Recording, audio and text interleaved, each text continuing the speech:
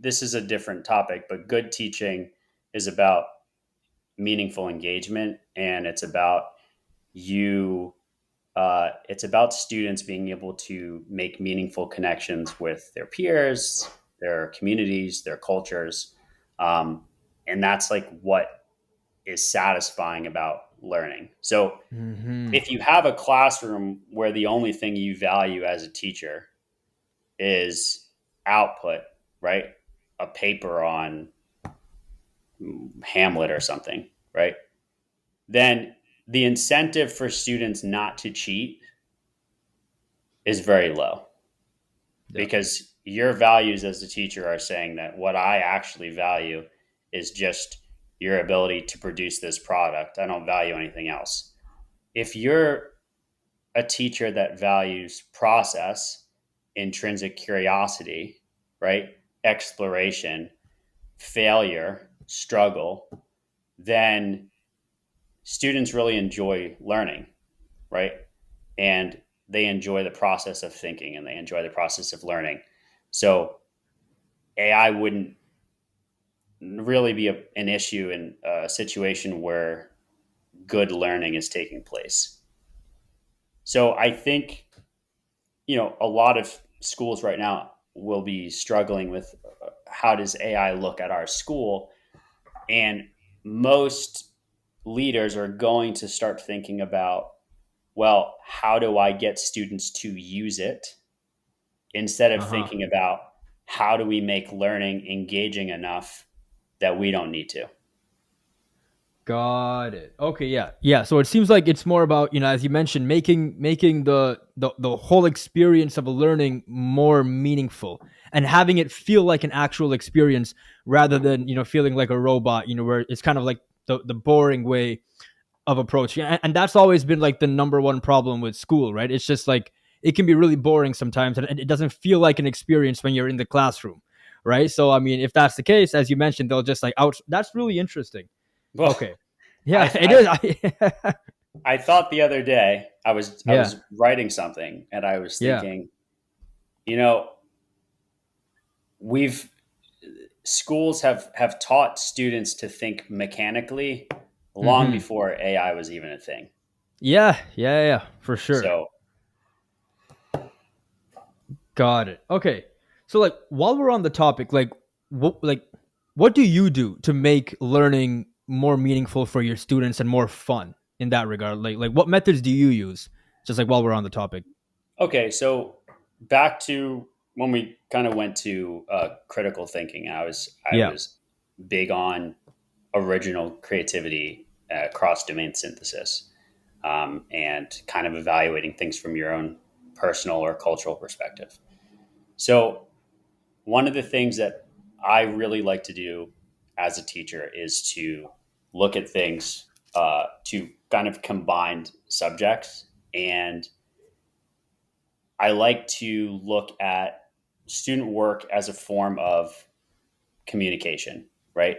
So something like multimodal literacy, which is instead of students just writing something, what they're actually doing is they're creating multiple forms of communication for their ideas. One of them can be writing.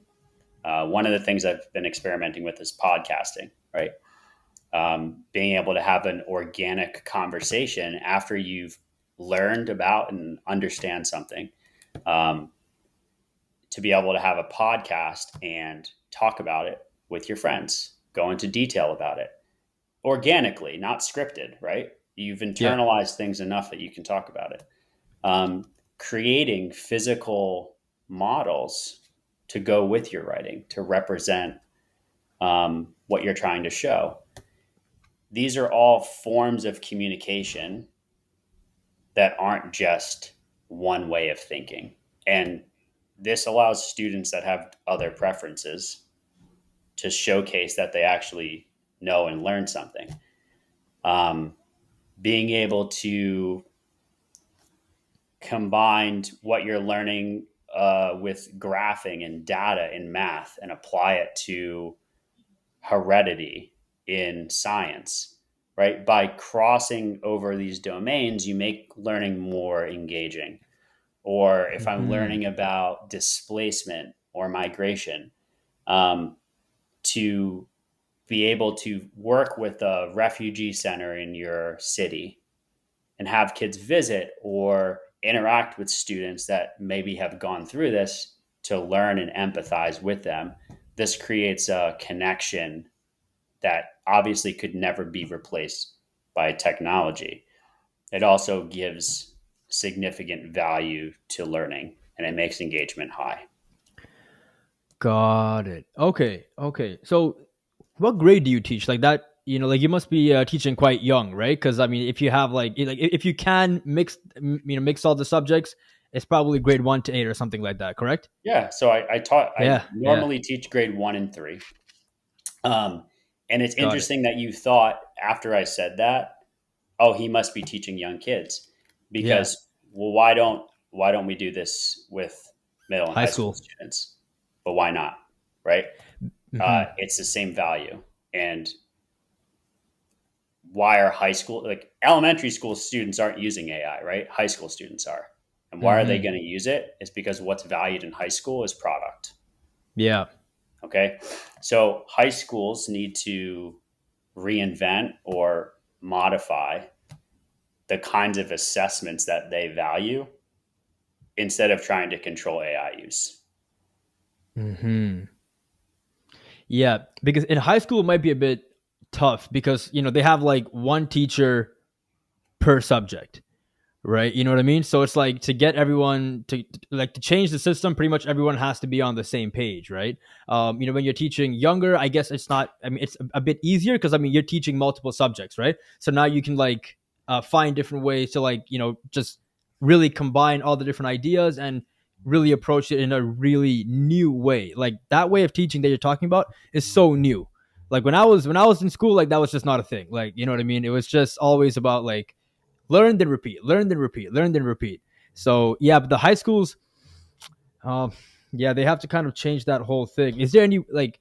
Do you think it'll happen? Like, is there any movement in that area, or has it I been think there kind of are stable?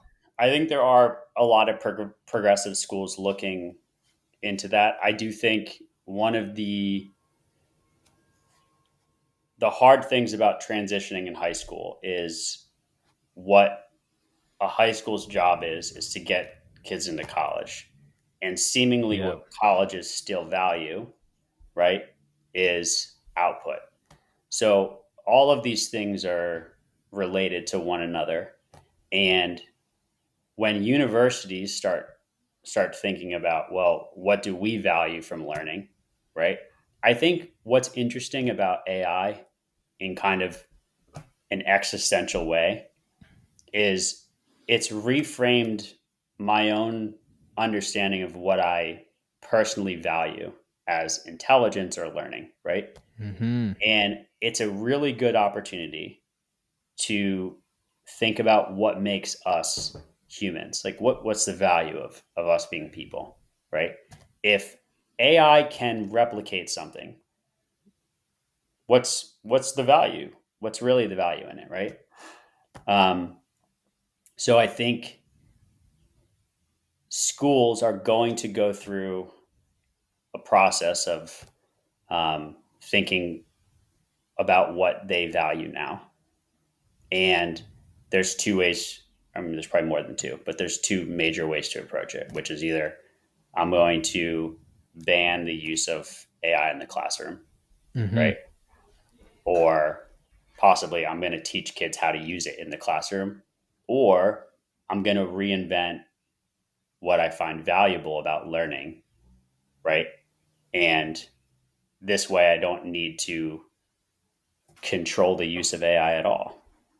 Because if you're curious about something intrinsically and your motivation is to pursue that idea yourself, and you want to use AI as part of a tool like reading a book to help you do that, there'd be no problem with that, right? Hmm. Because the value of that is coming from yourself. It's that you want to learn something and you're going to pursue it. And if you want to learn something and there's a tool that can help you learn quicker, then that would be a great use of the tool. Got it. Okay.